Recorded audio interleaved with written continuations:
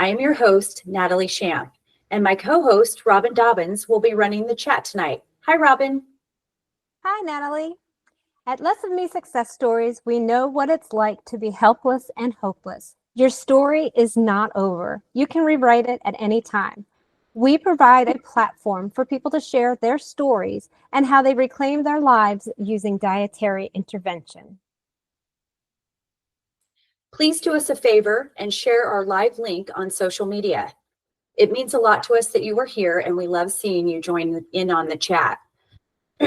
Just a quick reminder, we are not doctors, just friends sharing stories and experiences. So please talk to your healthcare team before trying any new diet changes. I am really excited and thrilled to introduce our guest tonight. He has emerged as a key influencer in Vinnie Tortorich's No Sugar, No Grains NSNG community. Not only does he play a crucial role in organizing and running Vinnie's business ventures, but he also has become a familiar voice as the regular Wednesday co-host on the Fitness Confidential podcast. When brainstorming for a potential guest, he was my top choice. I'm eager to learn about his health journey and what led him to NSNG. Please welcome Chris Shaffer. Hi, Chris. Hey, y'all. How you doing? Good. We're so happy that you're here. This is where we turn it over to you and you just tell us your story. So I guess it all starts when I'm, I don't know, 21, I guess. I was just doing what most people do, eating, drinking, doing the normal stuff. Had my appendix taken out, I think, when I was 15 or 16. That was not that big of a deal. But then when I was 21, I was at lunch with my boss and stood up and blacked out and woke up with him driving frantically to urgent care and found out that it was just a gallbladder issue, right? Gallstones. And they ran a bunch of tests and they said, hey, speaking of Vinnie's calling me as we speak. But I think that's really what set things off for me, because I had that doctor's appointment and they said, hey, we want to send you in for some additional testing and we want to see if you have gallstones or gallbladder disease and see what's going on with that, right? And so went in, had the testing, and the doctor came back to me and said, hey, good news, you don't have gallstones or gallbladder disease. Bad news, you actually have both. And the only possible way to treat this is just to rip it out, right? There's no other way to deal with this. And being a naive 21-year-old, I said, let's do it. So we scheduled surgery for like 2 weeks later, and they took my gallbladder. And if anybody that's listening to this has ever had that happen, what they tell you is that you'll never eat normally again after that. If you don't know what your gallbladder does, it stores and regulates bile, right? So it really impacts your ability to digest food, especially fatty foods. And the thing that will often trigger an attack with gallstones is having a higher fat meal. The day that I blacked out, we ate at a barbecue place, right? So higher fat meal, had some brisket, some of those kinds of things. And they assume that that is the cause. And we now know that gallstones and gallbladder issues, there's actually a lot of dietary interventions, but even 14, 15 years ago, they didn't really know that. And so the only thing that they would say to you is, yeah, let's take it out. I was the youngest person the surgeon had ever operated on, and the only male the surgeon had ever operated on. He said, I don't know what the heck is wrong with your body, but we got to take it out, right? He said the same thing. So they did the surgery and they say, look, you're never going to be able to eat a high fat meal ever again. You're going to have to do all of these things. You're going to be really restricted. And you have to eat very, very clean. And at that point, I was, I don't know, 220, 230. And following the dietary advice that they gave me at that point, I gained between another 20 and 30 pounds, to the point that I didn't realize how large I was. And my family carries weight pretty evenly. So you don't notice it until you're looking at pictures. And I saw a picture that my girlfriend at the time took of me when we were at Disneyland. And I was like, oh, good Lord, I'm huge, right? Like you don't notice it in the mirror because it's a very slow accumulation of things. You only notice it when you see it kind of out of context. And I don't know, Nat, if you can resonate with that at all. Like if you've ever had that experience where you're like, wow, that's not cool. And so just decided after having that experience, looking at myself and going, whoa, that's not okay, that I needed to make some changes. And I dabbled in a lot of different things. The big thing at the time was looking at plant-based, right, vegan diets, and started there, and then realized within about a week or two that I love meat. And so I was like, well, you know, maybe I'll be pescatarian. And I was pescatarian for a few months, and then realized that that still was not the thing that I was interested in at all, because it was very limiting. And I love fish. Heck, I had fish soup before we got on and we did this, right? But just did not fit with who I was. And about that time is when keto started re-becoming a thing. You know, we had the Atkins diet and some of those kinds of things, but keto started re-becoming a thing. And within about a year of that, I moved into a fairly low carb, high fat lifestyle. And as someone without a gallbladder, I can tell you that sucked for about a month. And then woke up one day and had no issues digesting any amount of fat, no issues digesting any amount of protein. Like all the things they told me I would never do again or never be able to do again, I was able to do, because your body will adapt to whatever you're putting into it. And so over time, I've maintained that lifestyle for about 15 years at this point. I guess it's 14 as of January. And I'm down to, it depends on the day, somewhere between 170 and 175, and don't have any issues at all with it. As long as I eat fairly cleanly, my body stays right there.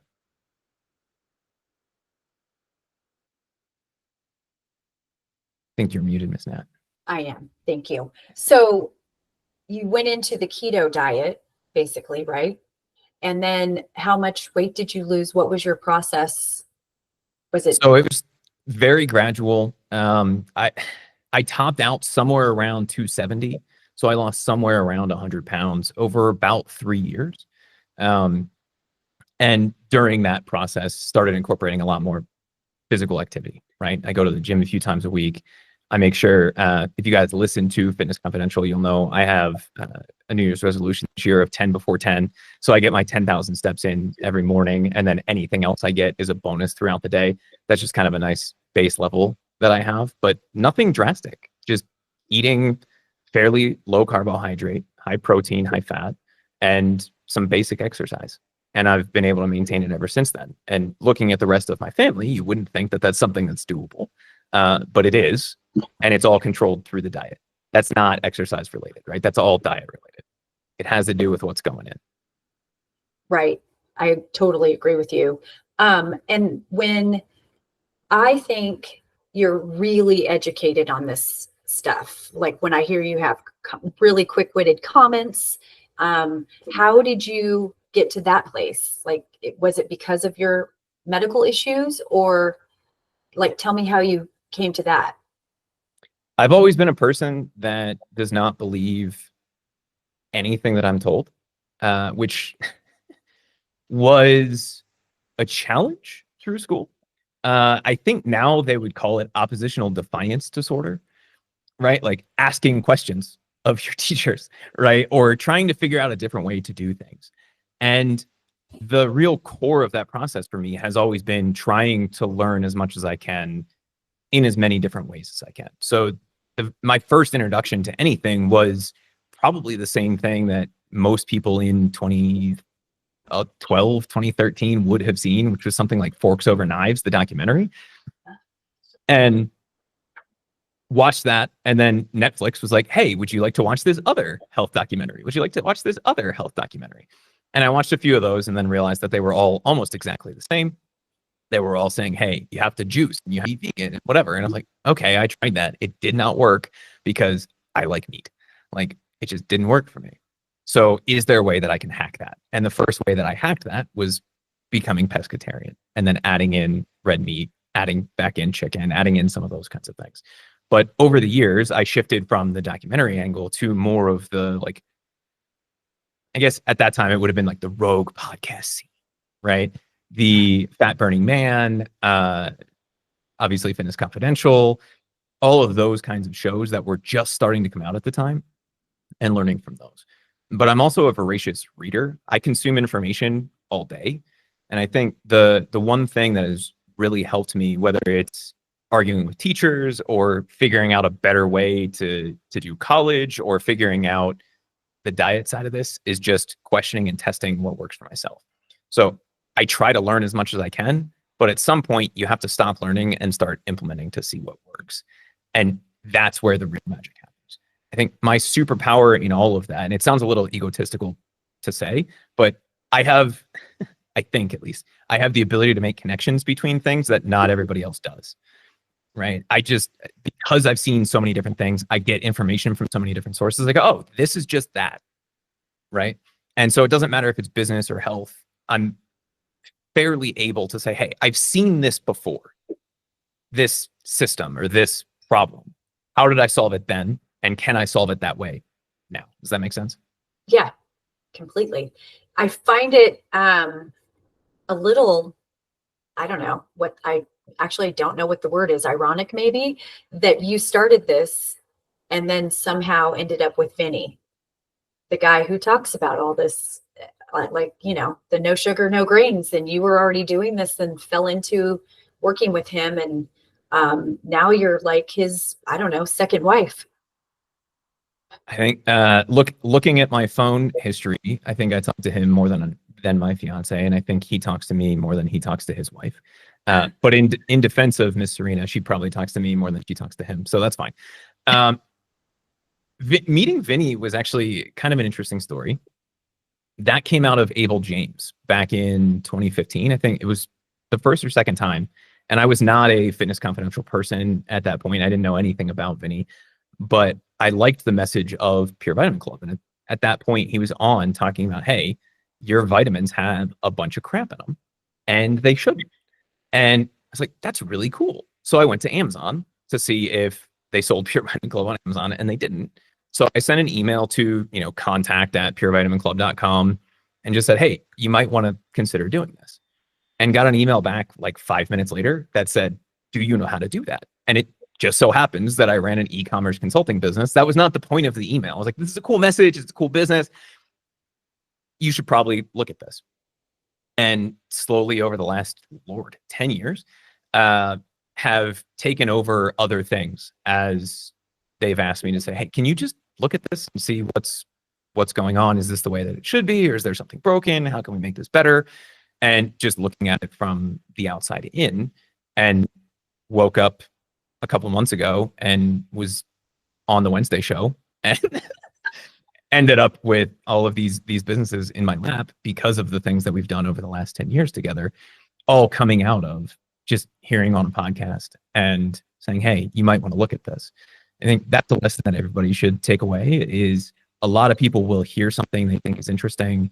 They will really resonate with somebody that they hear on a podcast, and they're afraid to send an email because they don't want to bother people, or they don't want to come off as needy.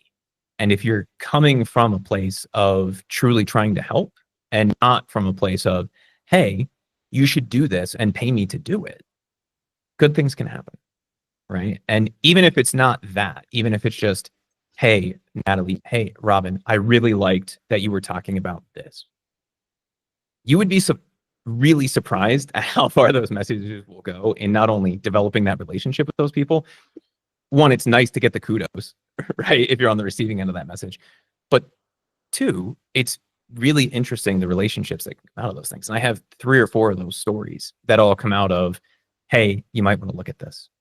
And I want everybody to think about that. The next time you hear something you really resonate, don't be afraid to reach out to that person, whether it's on Twitter or an email. Just let them know.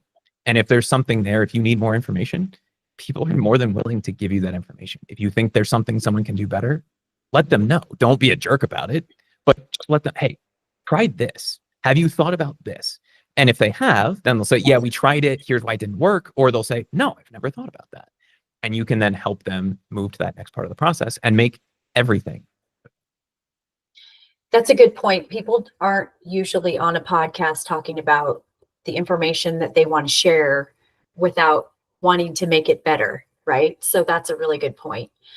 Sometimes you've mentioned that you've lived in Texas and you've lived in other states. What brought you to all these different areas? So I grew up in Pennsylvania. I was born just outside of Erie and grew up just outside of Philadelphia. I graduated high school in Central PA. So a little bit all over the state there. And then when I graduated from Penn State in 2009 in December. And if you guys remember what that was like, the whole world was collapsing. It wasn't what happened in 2020, but there was, I don't know, every house in the world was being foreclosed on and no one was hiring anybody. And I taught myself how to build websites because I was like, I'm never going to be able to get a job just sending resumes because that's what everybody does. So I built a website. I taught myself HTML and I built a website that was just my resume. And I started sending that out to people.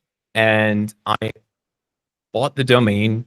I don't think it exists anymore. It's just ChristopherShaffer.com, right? Because Chris Shaffer was taken. And GoDaddy sent me a $20 Facebook ads credit, which was a fairly new thing at the time. And I was like, how can I use this? Again, just trying to figure out how to do things a little bit differently.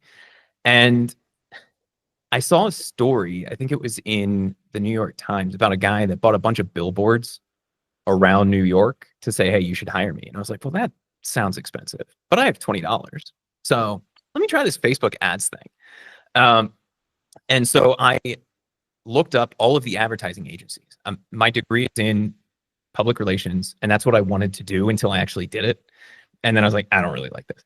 But I looked at all of the agencies that I wanted to work for.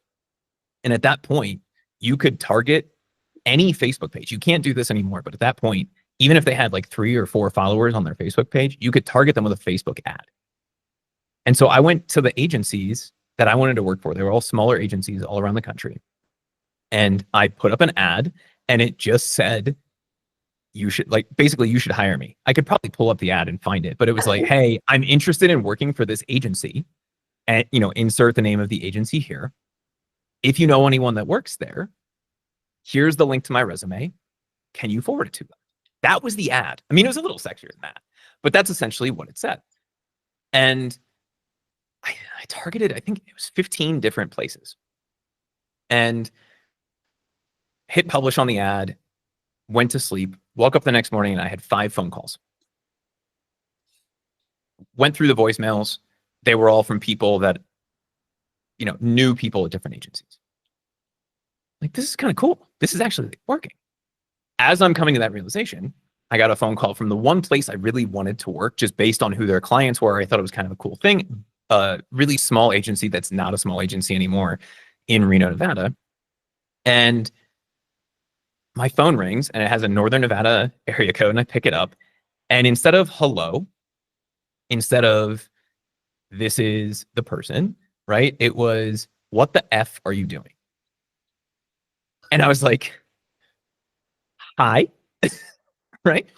And the owner of the agency said, sorry, I didn't mean that to come off rude, but I have had 9 people send me text messages since last night telling me that I need to hire you. I need to know what you're doing. And I said, here's what I'm doing. And just laid it out exactly how I laid it out. All I'm doing is I'm running a Facebook ad. I'm targeting this.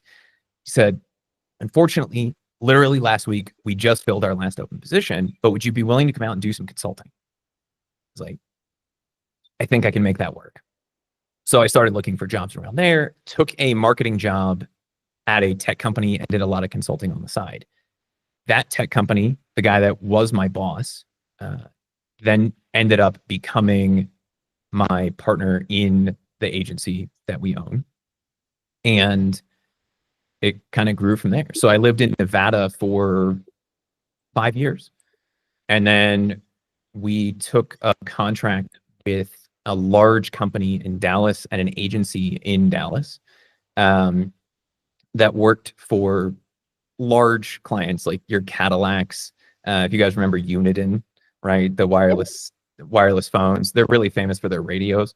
They had a lot of those kinds of clients, and they didn't have anybody that could run ads. So they used us as a white label. But in order to make that contract work, I had to be in client meetings. So I moved to Dallas and ended up there for a few years.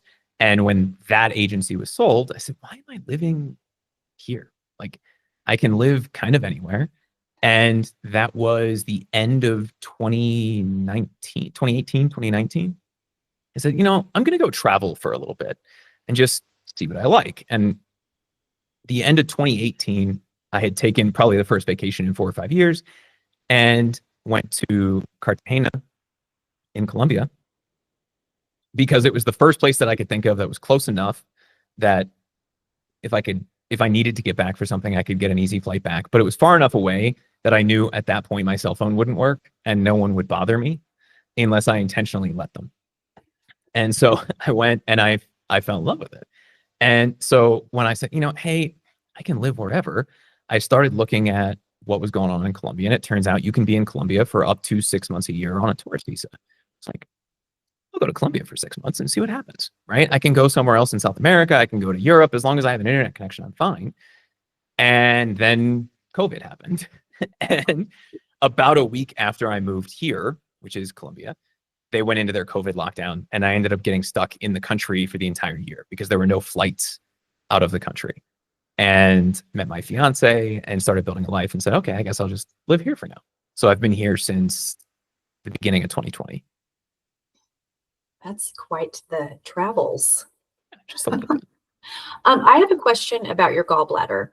I'm sorry, I'm going to back up. The lack of gallbladder. The lack thereof a gallbladder.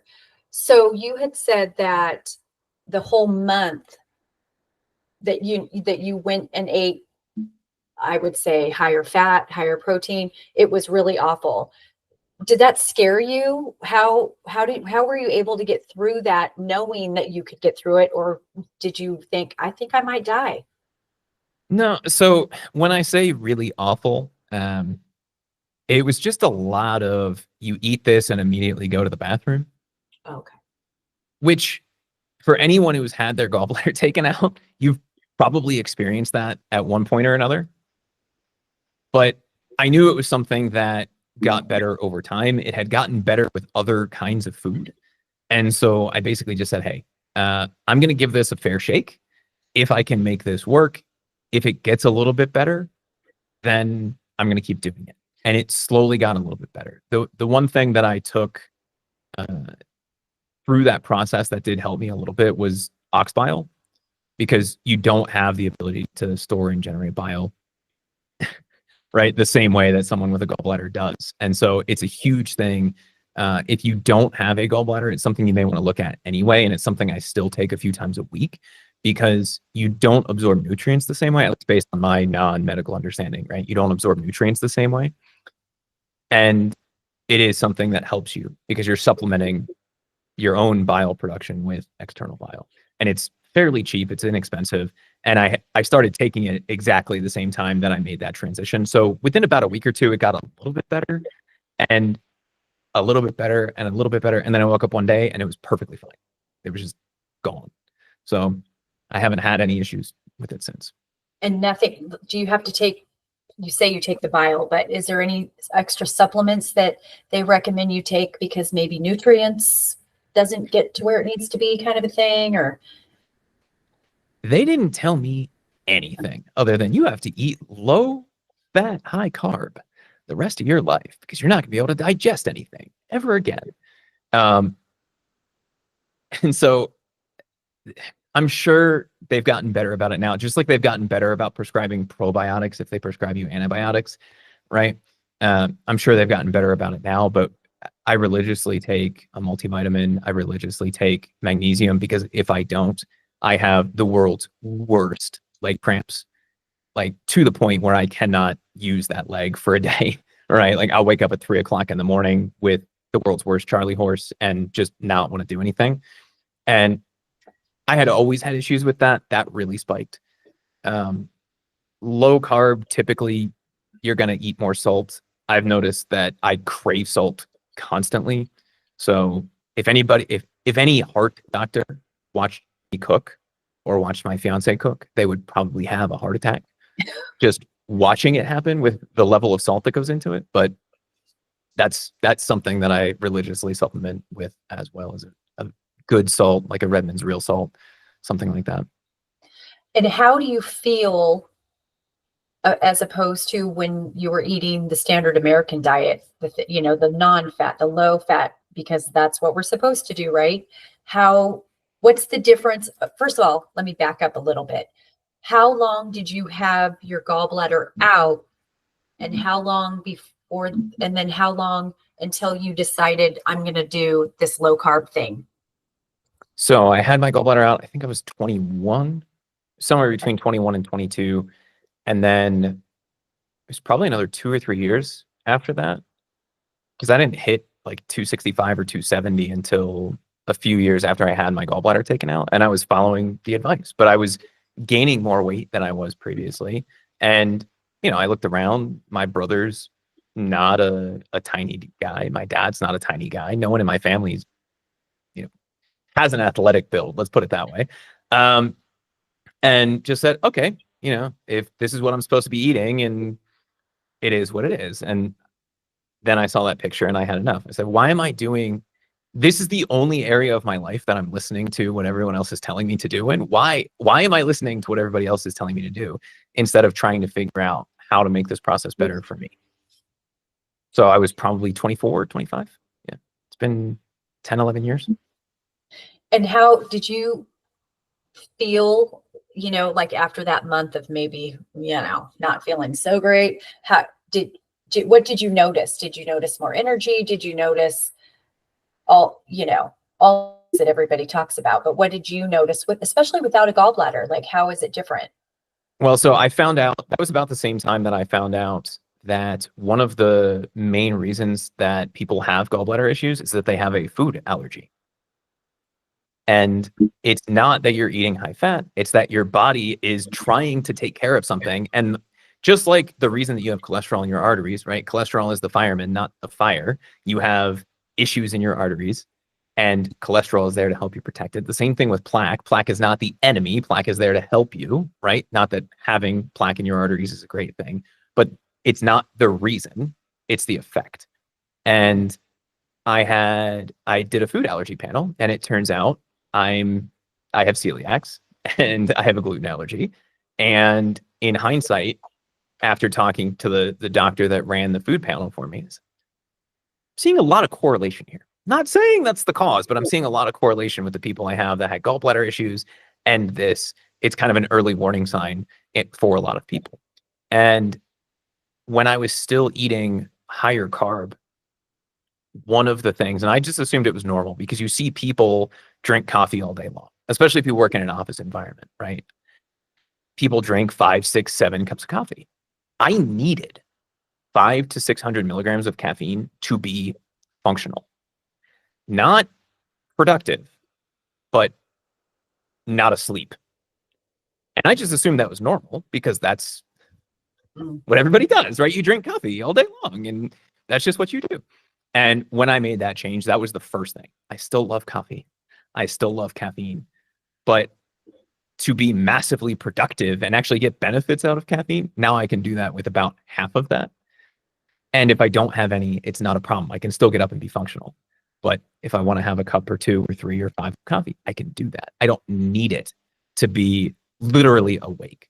And that was the biggest change that I noticed. And I will tell you, if I put a little bit of life into living and have pizza or have something that has wheat in it, I will feel that for the next 3-4 days in terms of the energy level. And I will notice the increase in caffeine consumption. It's a very noticeable thing. The other thing that I've noticed as a result of that is I can tell when there's wheat in things just based on how my body reacts. So I will immediately have a spike in blood pressure to the point where you can see my heart beating in my neck, right? Like, and that's just how I lived my life because I assumed you just felt like that all of the time. And when you cut that out, it makes a huge difference. And now anytime there's a little bit of wheat or a little, a little bit of this, a little bit of extra sugar in something, and I know that it's there, I can immediately tie it back to that reaction. And if I don't know that it's there, I have that reaction and can go back and say, hey, did this have wheat in it? Yeah. Or did this have, added sugar? Or did this have whatever the thing is? And so that, I think, has been the biggest difference for me, is just not feeling like crap all the time and not realizing that I don't feel okay. Because when you're in the middle of it, you just assume that that is normal. And it's not until you get out of that that you understand that that's definitely not normal. I totally agree. I don't think anyone realizes how bad they feel until they feel good. And then you look back and you think, oh my gosh, I cannot believe how bad I felt. That's just horrible. Let me ask you this. I've been to Colombia many times. You were here just a few months ago, weren't you? I was just here August. I don't feel like maybe beef is big on their agenda there. And if it is, it's a different quality. So what is it that what's your typical diet? Like, what do you eat? What is offered there that sustains, because I don't know that beef is, and I could be wrong. So educate me. So standard Colombian diet, sweet, spicy, fatty, salty, acid. There's no spicy in Colombia. So they have, there's only one kind of pepper that grows here naturally that I'm aware of. And there's supposedly two varieties. There's a sweet variety and a spicy variety, but no one actually knows the difference. And if you go to the grocery store and ask, they point at one of the two boxes of the peppers that look exactly the same. And they go, it's that one. And sometimes it is, and sometimes it isn't. But Colombian food typically is fairly low carb, with the exception of something like rice, which is included with pretty much every meal. But depending on where you are in the country, the food is very different. And because I have a German background and my fiance is Venezuelan, we eat a lot of different things and we cook a lot at home. But if we're talking about Colombian food specifically, there's a couple different things. If you're closer to the coast, you have a lot of seafood, and it's usually like a seafood only thing. So they do a lot of ceviche. They do a lot of cazuela de mariscos, which is like a fish soup, but there's 4 or 5 different kinds of seafood in it. So it'll have clams, shrimp, white fish, and then it's a base of coconut milk, tomato, and spices, right? In the middle of the country where I am, I'm just outside of Medellin. They all have nicknames for each other, right? So everybody makes fun of people from the coast, but they all have names for where they're from. So if you're from the coast, you're costeña. If you're from Cali, you're caleño or caleña. If you're from Medellin, you're paisa, right? Who knows? And if you're from the capital, if you're from Bogota, you're a Rolo. I don't know where that one comes from, but it is what it is, right? Here, they have what we would call in America like a farmer's breakfast, right? They call it the bandeja paisa, or the paisa tray, right? And that's usually minced beef, which is ground beef, like ground essentially to sawdust, which cracks me up, right? They just grind it and grind it and grind it. An egg or two, half a plantain, chicharron, which is pork belly fried in its own fat, a little side of rice, and half an avocado. And depending on where you get it, maybe a side of beans, right? And it's like $4, right? So you get essentially a day's worth of food that way. And if you're eating low carb, you just don't eat the rice and beans. If you're really low carb, maybe you stay away from the plantain.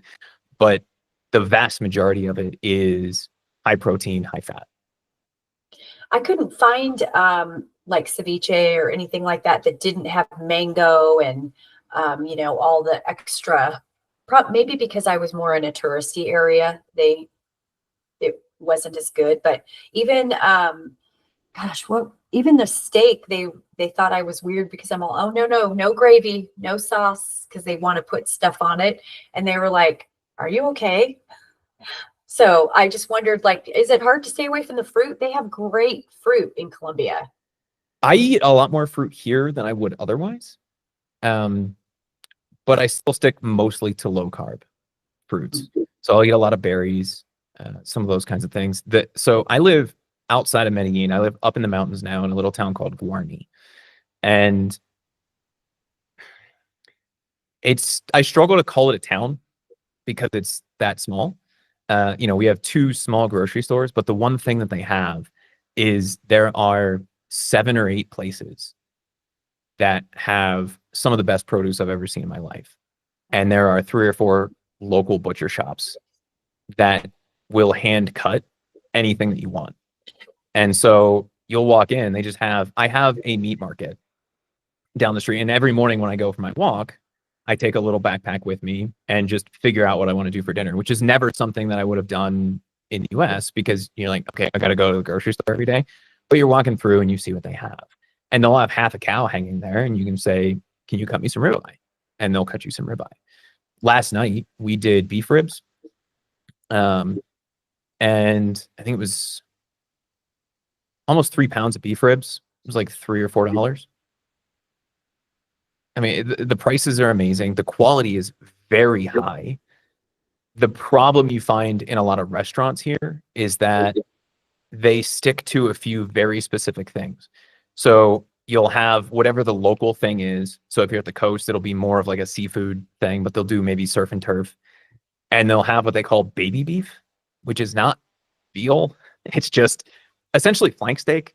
I don't even know what the cut, because all the cuts here are different too. But it's a real kind of thin, not great cut of steak that they cook the crap out of. And you're like, okay, that's not great. Turns out there is a restaurant right down the street here that owns one of the butcher shops. And they have picanha. Do you know what picanha is? I don't think so. Have you ever been to a Brazilian steakhouse? Yes. The beef that they come around with that has the really nice fat cap on it.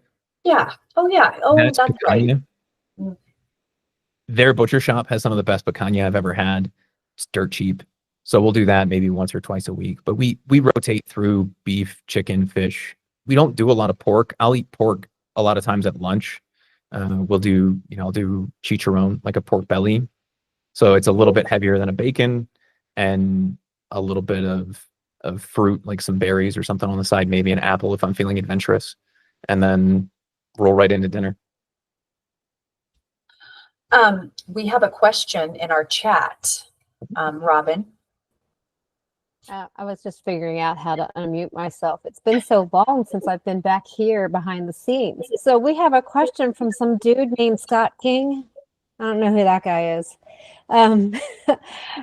He wanted to know if Colombia has chronic health issues like we do here in America. So it's interesting. Yes, and more so now. When I first moved here, you didn't really see overweight people at all. Just in the last 5 years, that has changed a lot. And they don't have nearly the same level of obesity that we have in the US, but it is starting to become a thing. Diabetes is not quite as common here. And even if you're eating the standard Colombian diet, you're not getting a lot of junk. So even let's think about the bandeja paisa, right? That Colombian farmer's breakfast. Okay, what's the worst thing on there? Some beans, right? Like maybe the carbs in the white rice. But if that's what you're eating, and the whole point of that is that's the breakfast to last you until dinner, and you're working as a farmer all day, like that's not gonna get you there. What has really started to come in is they've started importing a lot of US foods. There's a lot more availability here now than there was when I first moved here of a million different kinds of chips. The one thing Colombians love is their soda. They have a ton of different kinds of sodas, and it's everywhere. But they also don't have 72 ounces at a time, right? They'll buy a bottle of Coke, and the largest soda that you'll ever see here is probably at the movie theater, right? It's not something people drink a lot of, but they do drink more of it with meals than I think we do in the US. So it's something that's a more common option. Even if you go to somebody's house, a lot of times that'll be the drink with dinner. And that has been a transition that's been interesting because traditionally they've done a lot more fruit juice and they don't always strain it. So you're at least still getting the fiber and the rest of it. But yeah, it's something that I've started to notice, and the president here and the government here has really started cracking down in the last few years in terms of putting giant warnings on things and, oh my God, this has a lot of saturated fat, or oh my God, this has excess sugar or fake colorants or whatever. And it doesn't seem to make a bit of difference because of the cost of the options. But the younger generation here, I have a feeling will have a lot more problems than the older generations. And you can actually see it. Like if you see a family that's 2 or 3 generations wide, you will see the difference. The grandma will still be very fit. The mom or the dad will be fairly fit. And then the children will be a little bit larger than either of the other two, just because they have more availability of those kinds of things. They do have a socialized healthcare system here, but most people don't use it. So everybody pays into it. But the only time you use that is if you go to the hospital. So they treat it truly as insurance. Most things here are not on prescription. The only thing that you need a prescription for is anything that has a high addictive or a high abuse potential. So ADHD medication, psychoactive drugs, or cancer drugs, right? Those kinds of things, right? I don't know who's abusing cancer drugs, but maybe they just have that just so that no one's buying it at the pharmacy. But if you need or want anything else, you literally just walk into the pharmacy and you say, hey, I need this. And they give it to you. If you need to go to the doctor, you go to the doctor, you pay them cash, and you get whatever you need. That's pretty cool. We have a follow-up question. Excuse me. Yes. So Scott wanted to know, other than soda, is processed foods and pesticides in the food an issue? So potentially, Colombia is a lot stricter about pesticides and what things are fed than the US is. I don't know if they've changed it, but it used to be that you had to grass feed cattle. So they don't have grass-fed beef because it's just beef. You'll see a lot of the same things in Brazil, in Paraguay, in Argentina, where that's just how you raise a cow. So if you're used to seeing cows in the US, and you walk past a cow here, you're like, is that cow okay? He looks kind of anemic, right? Like you can see one rib and you're like, is that cow okay? Right? And it's just because they're walking around eating grass all day like they're supposed to. Guess what? If you were eating everything that you were supposed to be eating, you could see a rib too, right? Like it's not anemic. It just doesn't look fat. And we're not used to that. So there are some of those things here. It's a lot less of an issue than it is in the US. And they do a fairly good job of labeling produce as organic. But where I am, everything comes from the local area. So I know the butcher. I literally know the butcher, right? I know where that cow came from. In terms of the produce, they either get it from a local farmer, or in Medellin, they have what they call the mayorista, which is like the wholesale of wholesalers. So all the farmers go there, and then all the grocery stores buy from that place, and they'll just go and buy the highest quality stuff that's there.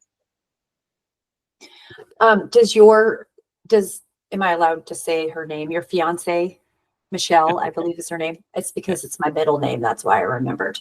Does she also? I guarantee you it's spelled differently, but yeah. I'm sure it is. Does she also follow your way of eating for health She does benefits? now. She Yeah. does now. Oh, how did you convince her? I didn't. Oh. I'm not an evangelist. I think, if you want to do this, you do it for you. And if you're in control of the food, then that's one thing. So when I cook, that's how I cook. She does now, as of probably August of last year. She was a little bit more fluid on stuff. If you look at what typical Venezuelan food looks like, especially if you're from the coast in Venezuela, it's a lot of arepas. Do you guys know what arepas are? I don't think so. So there's a big debate between Colombians and Venezuelans about who invented the arepa and whose is better. I can tell you without a doubt, even though Michelle can't hear me right now, Venezuelan arepas are better. Colombian arepas are like little white rocks. It's a corn cake, basically. And so if you think of like a McMuffin, right, like an English muffin, it's kind of like that, except flatter. and or like a pita pocket, right? But it's made from corn flour, from masa. And so it's just corn flour and water, and then you stuff whatever you want in it. She would eat that for breakfast. That's a fairly typical breakfast because it's something that's easy to make. You can make the dough and eat it for 2 or 3 days, and it's something that will fill you up because it's a buttload of carbohydrates plus the protein and the cheese and everything else that you're putting in it. She just woke up one day and said, I don't really want to do this anymore.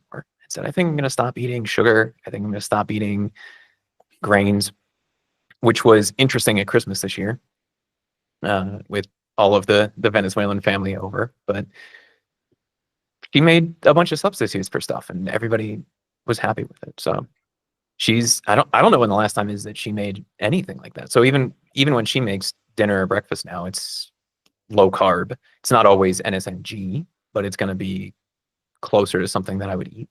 And I'm not going to lie and say that I never had an arepa because they're delicious and it's cheese and butter and carbohydrates stuffed with meat and cheese and all the good stuff, right? But it's something that we just don't deal with. And where we are now, we have to go out of our way to get junk in the house, right? When we lived in the city, they have a service there called Rappi, which is kind of like DoorDash, except it's for everything. And I could have anything delivered to my house in 15 minutes. Anything. Which is great when you're in the middle of making dinner and you're like, crap, we don't have onions. But it's terrible when it's 9:30 at night. You're like, I really want a bag of chips. Oh, it'll be here in 5 minutes and it's going to cost me 30 cents more than it would to go get it tomorrow. Yeah, I'll do that. Right. And so since we moved here, she's really made a conscious effort to make that change. And we just don't bring anything into the house. Does she talk about how she feels? Is there a different, like, how does she say, I can't believe I felt this way? Like, what are her things that she's talked about?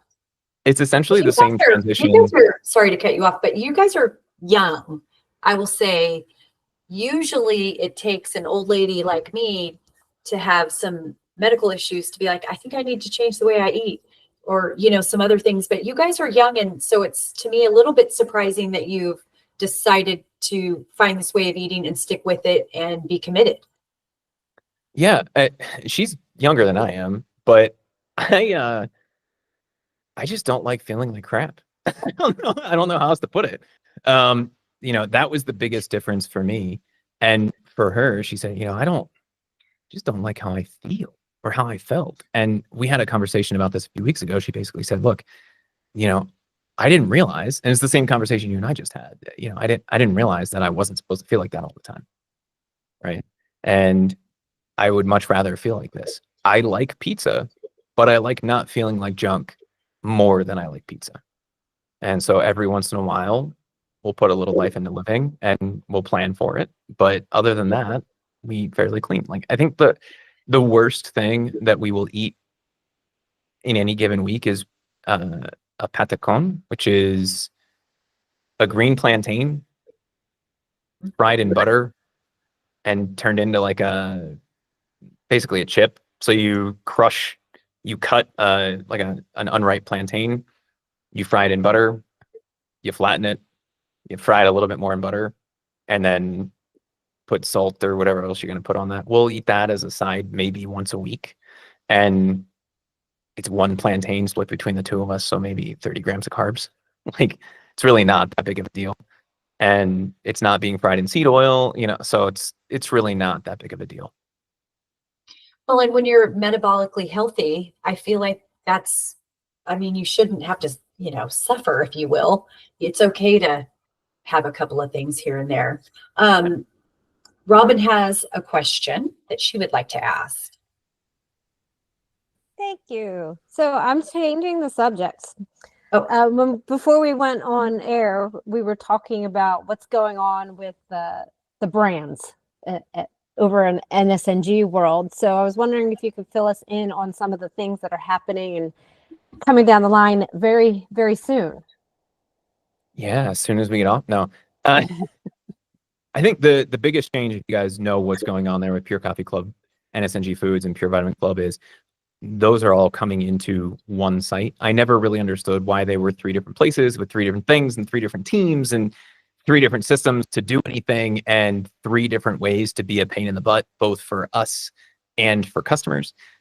So we've been working for the last few months to kind of bring everything together. I was telling you, Robin, before we jumped on, there's like one thing left that needs to be done. And it's been the bane of my existence today because I got it right and didn't realize I got it right because the system told me I didn't get it right and made a bunch of changes. And now I have to try to figure out what I did to get the order history in. But once that is there, the new Pure Vitamin Club site will be live. And then once that's live, within the next week or two, Pure Coffee Club will be the first one that moves over, and then NSNG Foods will be moved over as well. So there'll be one place to go, one number to call, one person to ask, and hopefully a little bit easier way of understanding where things are and what's going on. Right now, one of the things that's a giant pain in the butt, I think, for everybody is, say you have 2 things. You have the multi-cap and the vitamin D. We have several different warehouses. And depending on if they have inventory of both things, or if you live somewhere, or it's a combo pack, wherever, it might ship from 2 different places. Or it was out of stock, right? Might ship from 2 different places. Right now, as soon as anything is shipped, the order gets marked as complete and you get sent that tracking information, because that's the only way to send you the tracking information, is to say that the order is complete, which is fine if you have one thing or everything ships together. It's not fine if it ships from 2 different warehouses or something's on back order. You don't have a way of knowing. And obviously we want to make sure nothing's ever on back order again, but that's something that can always happen and will always happen. We just want to minimize that, right? On the new version of the site. I was going to send a nasty tweet out because that actually did happen to me. I have a combo pack and all 3 items came separately. So I was like, I don't know what's going on. And I was this close to sending you a nasty message like everybody else does, but they all showed up. So at least I would know who you are. off. I would say if you're going to send me a nasty message, please just let me know your order number, and then I can look it up and try to figure out what's going on. I don't know what Flibbity Gibbet 98 means. So if you let me know your email address or your order number, just send me a DM. And what I did not realize, Twitter has like 9 levels of direct messages. So they have the regular inbox, they have your spam inbox, and then they have you probably don't want to look at this inbox. About 1/3 of the people who DM me on Twitter end up in my, you probably don't want to look in this inbox. So I have to go in there, and then somebody's like, hey, I sent you a DM. I'm like, I haven't seen it yet. Oh, maybe you're in my spam folder. There's and the go in blue there. check to blue check one too, and that one got Vinnie pretty hard because people who were not blue check couldn't communicate with him, and then they were getting frustrated about that. There's always a way to create frustration. It's But probably a lot harder to theoretically, dig out of it. you'll have a lot more transparency into where everything is, which means you have to talk to me less. If you want to talk to me, that's fine, right? But if you shouldn't have to say, hey, got like half of my orders, the other half coming, like that's not a good experience. And quite honestly, it just makes more work for us. So there's no reason for that. And it's just a limitation of the way that the existing website was built. So it's something we're going to be taking care of moving forward. The thing that's kind of the bane of my existence right now is getting all of the order history in. And the reason that is the bane of my existence, I could import all the orders right now, but because we had the back orders that we had last year, I want to make sure that all the tracking information is still there so that people that go, oh, I don't know if I ever got my vitamin D from that order, will be able to see that they got their vitamin D from that order, instead of sending me an email, waiting for me to look it up and saying, yeah, you definitely did. Here's the link from it. If you're sure you didn't get it, let me know and I'll resend it to you, right? You can look and go, yeah, UPS definitely never dropped that off. And then you can just let me know and we can skip that whole step of the process, which is kind of the pain in the butt for everybody, right? It's like, hey, I don't know if I got this. Can you look? Yeah, give me a minute. Let me look.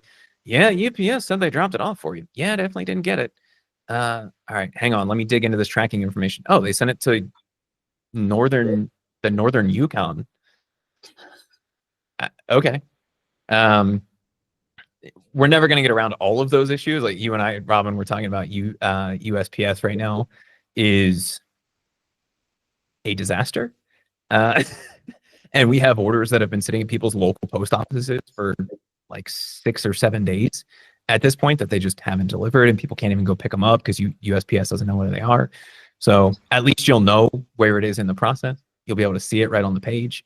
And then when they don't deliver it to you, you can just send me an email and say, hey, USPS still hasn't dropped it off. Can you reship it?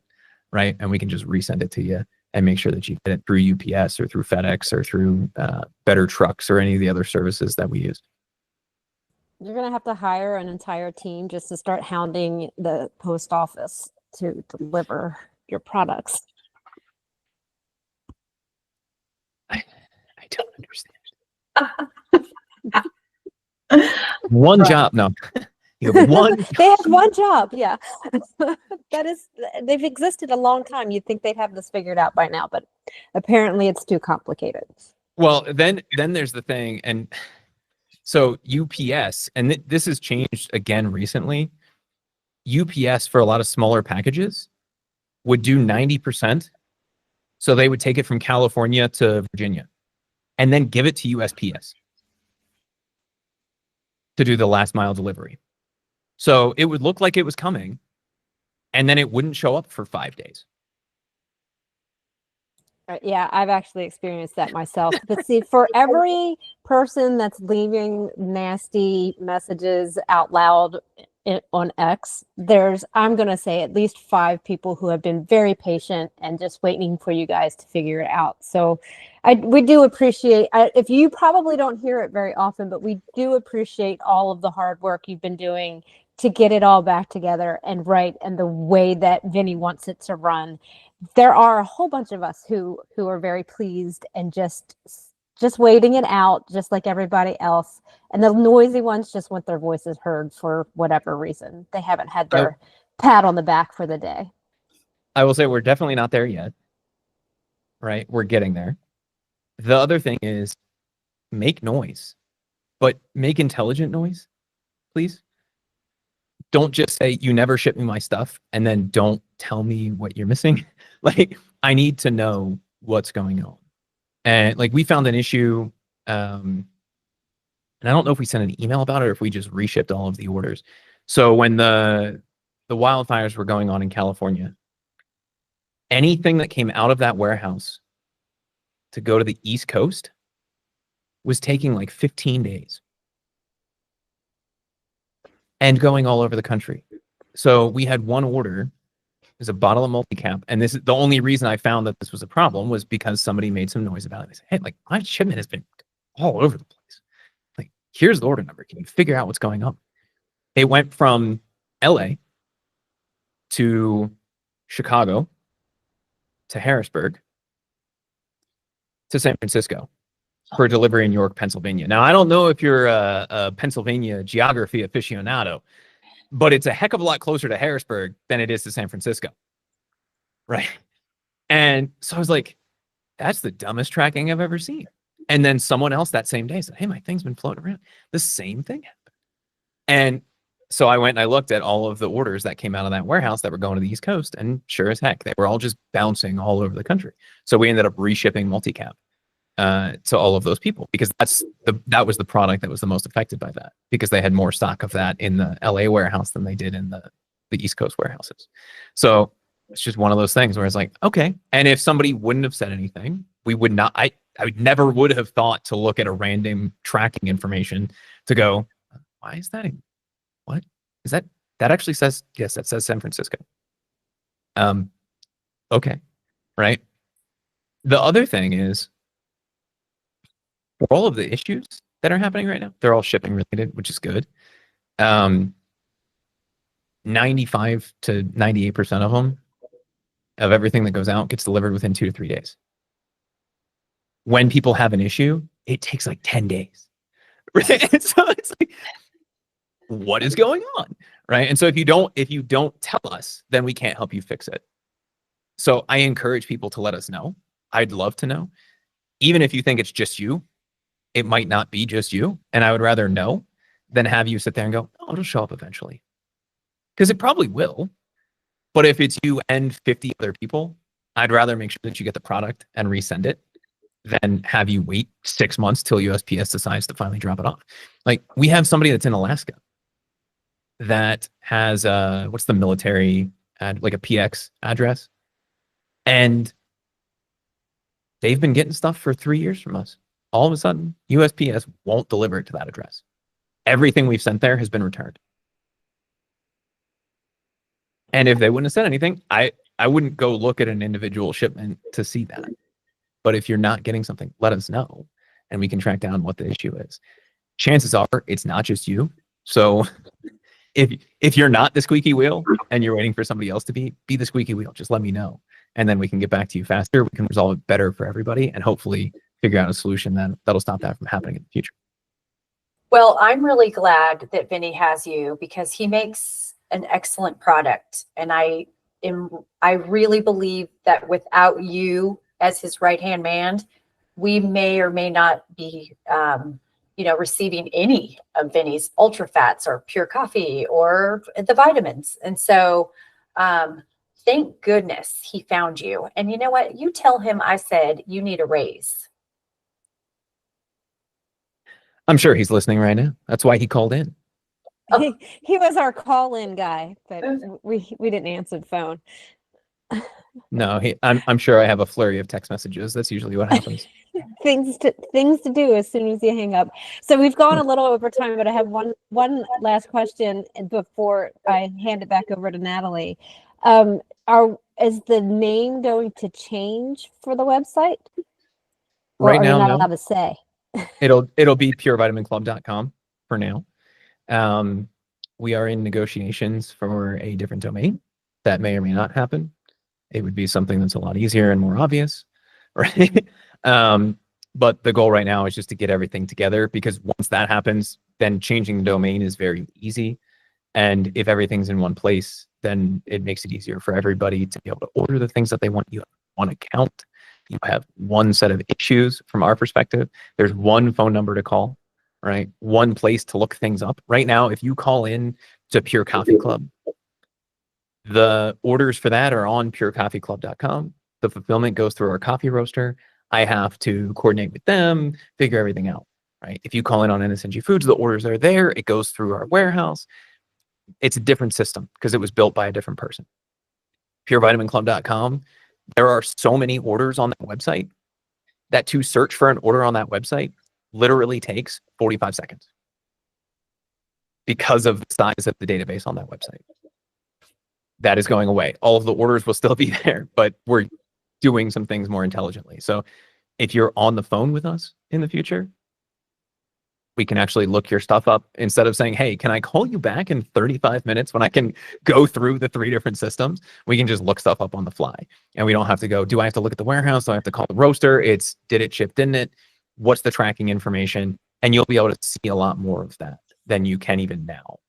The other thing is, because everything's in one place, it's easier to manage subscriptions. It's easier to manage your orders, add and remove stuff. And that's something, if you guys are Pure Vitamin Club people or NSNG Foods people or Pure Coffee Club people, when that rolls out, I'm going to do something that I've always been told to never do, but I would like as much feedback as possible, right? About, is it easier to add subscriptions? Is it more difficult? Is there something that we can change? Would you like to see the tracking show up differently? And any of those changes that we can make, we are going to make, because we want it to be as easy to see where things are, what's going on. And quite frankly, from an egotistical perspective, as easy to buy things from us as possible, right? Like, this should not be a difficult endeavor. You shouldn't have to go to 3 different places, enter your credit card 3 different times, have 3 different accounts that no one knows their passwords to because they set them up 6 years ago and haven't logged into it since, and happened to get a new computer and didn't save it in Chrome or whatever, right? That's about half of our customer service right now, is like, hey, I don't know my password. Can you reset it for me? Right. And so if we can avoid a lot of those issues, that's going to be helpful for us. And hopefully it's going to be helpful for everybody else too. Well, our audience is liking everything that you're saying. So, we'll all be patient for just a little bit longer, because it sounds like it's all going to be very streamlined, user-friendly, and what we've been waiting for the past couple of years. So that's awesome. Yeah. That's what I've been saying too. There was, we were in a very dark tunnel. Then we started to see some light. And now that I see light, I'm like, it's real close, I think. Right. It keeps feeling like it's getting there. We're getting closer. I don't know if it's, 5 minutes, 5 hours, 5 days, or 5 weeks, but it's going to be there. It's going to be there very, very shortly. The whole site is built. We just have to get the order histories up so that everybody can see what they've ordered in the past, and then it'll be live for everybody. That's awesome. I'm excited to not have to search for my tracking number any further. So I'm excited for this. Well, to you happen. mean that random errand email that you get with your tracking information in it? Which, by the way, one of my favorite things, and it happens 5 times a day, is someone will reply to that email because of the way that email is. Unless you know where to look for it, you don't know that it has tracking information in it. So it just, the email is, hey, can you send me my tracking information? I'm like, wait a minute, it's right there.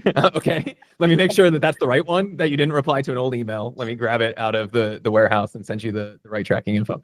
But it'll be right on the site itself, and it'll even show you what the projected delivery date and some of those kinds of things are. It should work with all of the different shipping services. It looks like it does so far. Again, I haven't looked at all 150,000 orders that we're uploading right now to see, but it looks like that's going to be the case. So if you see something on those pages that you like, let me know. If you see something on those pages that you're like, that looks kind of funny, let me know that too. And then we can start to track those things down. But if we can make it easier to order, we can make it easier to track things, then we can make all of those quality of life improvements as we have the time to do it. I like it. I like it a lot. I have my last little sort of question. When's the big day, the wedding? July 8th. This year? Mm-hmm. And are we invited? There's no No pressure. one is invited. For real? Yeah. So we're doing it just the two of us. I don't know what you know about international immigration. So we originally were going to do Costa Rica because it was something that was really easy for my family. Her family could go. And it's an easy trip, right? It was like a $150 flight out of Baltimore for my family. The flights for her family were going to be about the same thing. And then under the previous administration, they went to all of the Central American countries and said, hey, we have a lot of Venezuelans coming across the border, so you need to change your immigration policy. And they cracked down on all of the Central American countries letting in Venezuelans specifically. So I actually had a trip 3 years ago planned with Michelle to go to Mexico. The week before we were supposed to go on the trip, the previous administration went to the Mexican government and said, you need to require a visa and a bunch of paperwork to come in as a tourist into Mexico because Venezuelans are flying into Mexico and coming across the border. So of course she couldn't come because the visa requirements are like, I don't know, it was like have $20,000 in a checking account or something, right? Which Venezuelan minimum wage is like $3 a month, right? Like it's not a practical thing. And there were some exceptions to that, whatever, but you're not going to figure that out in a week. So then we were like, all right, Costa Rica will work. And a couple months later, Costa Rica rolled out a very similar requirement. And so then it was like, all right, well, maybe we do it here. And there was a whole bunch of drama with that. We were like, you know what?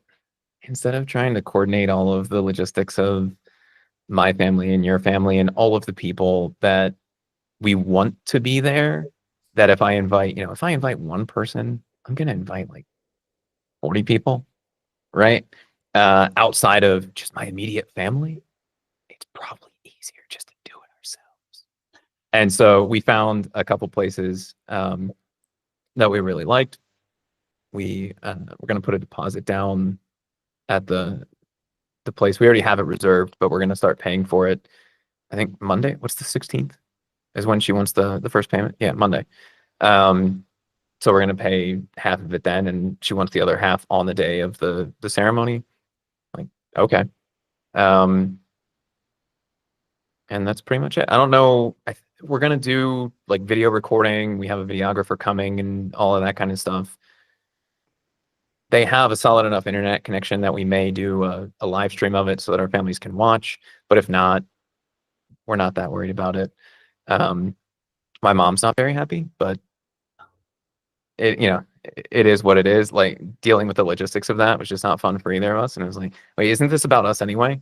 So let's just do that.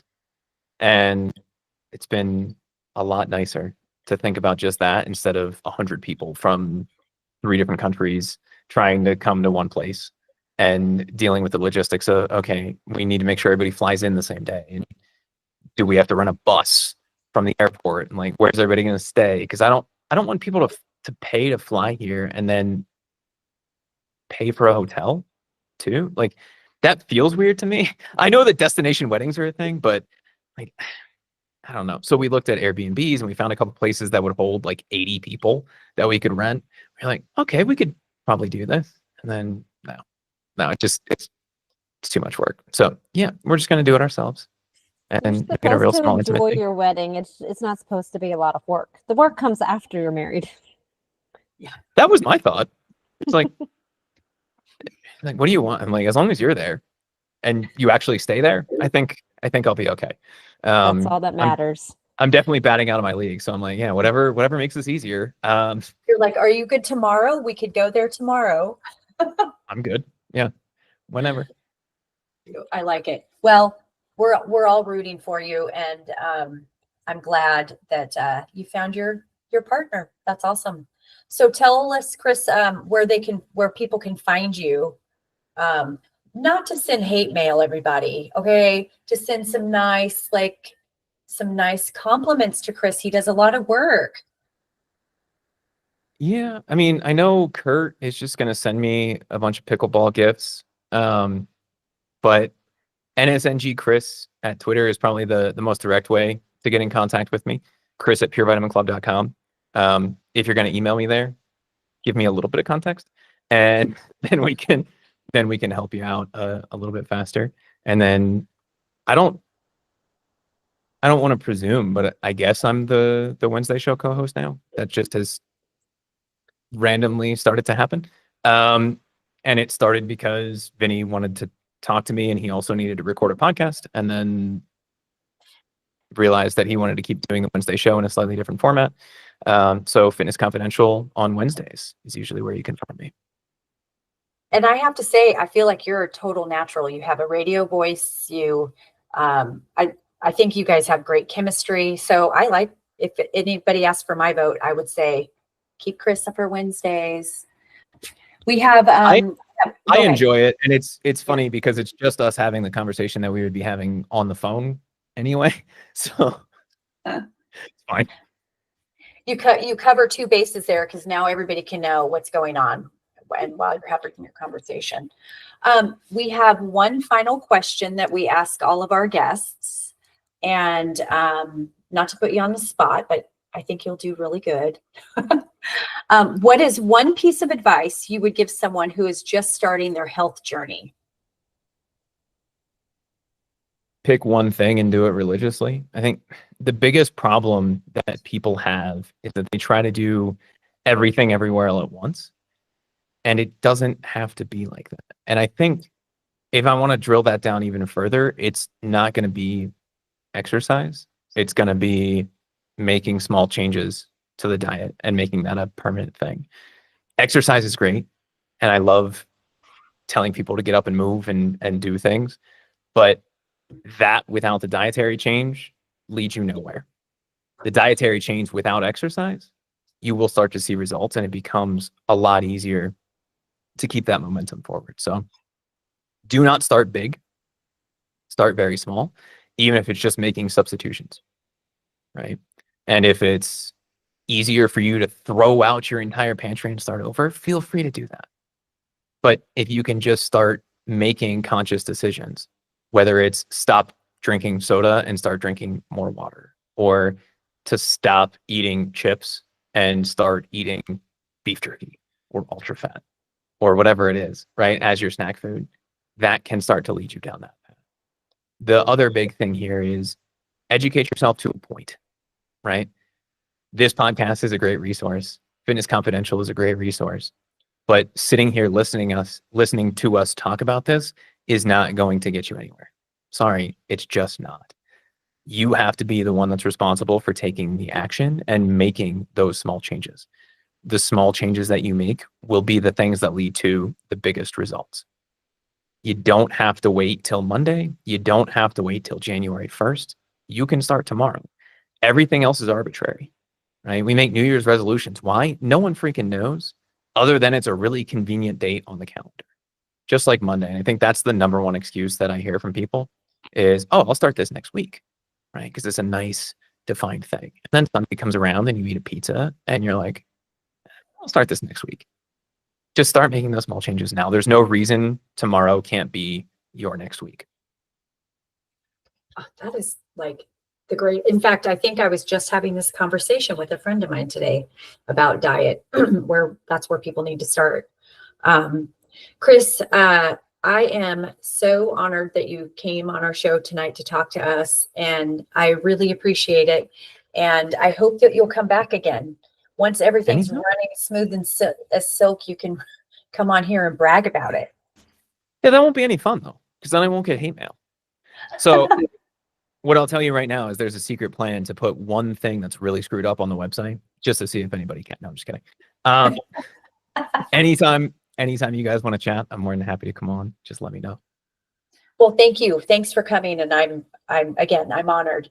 That'll be our final word for tonight. So on behalf of Chris Shaffer, Robin Dobbins, and myself, thank you for joining us, and we'll see you next time.